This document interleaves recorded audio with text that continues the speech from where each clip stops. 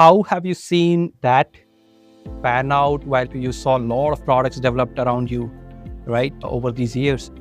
How do you see founders define what actually a good product is, right, in cybersecurity?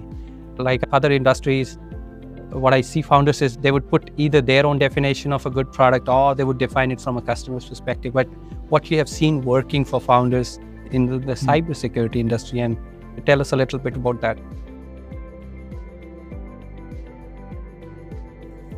Yeah, so to get started, I think that in order to any founder finding a really good product market fit and being able to implement that, they need, they as a team, I'm talking about, because you would typically have at least a few founders with a slightly different DNA, they would need to have a very good understanding of a specific pain point for a specific type of user in a specific type of industry in a vertical, so that they can create a solution which really addresses that pain point. And that pain point is better to be kind of hair in the fire type of pain, something which is very acute, which is very critical, and people need to address that. They cannot just push that to the secondary or tertiary tier because there are more important ones.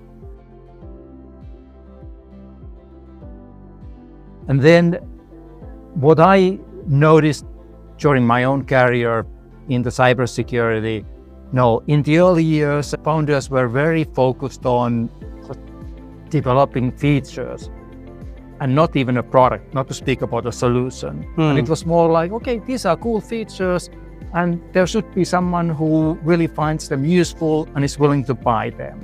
And to be honest, in the early days, that actually somehow worked. People were able to at least get started and build their company to a certain level without having a really thought out go-to-market strategy or good tested product market fit. But that's not the case anymore.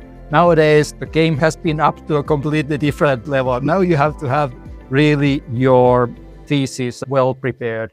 You have to have this product market fit really well tested before you start building the company on top of that. I'm sure that we will talk about these typical errors people make when they start building the company and scaling the company, and they don't even have the product market fit, which really is scalable for the company to build upon it. I mean, that's interesting, because when you say that people are matured now, and then they have to have a proper thesis when they build their products, compared to there was a lot of room to play and fail in the previous era. I think that it's also partly, at least, based on the fact that now we are seeing, if you look at the last few years, let's say last 5 years, cybersecurity companies which have been founded,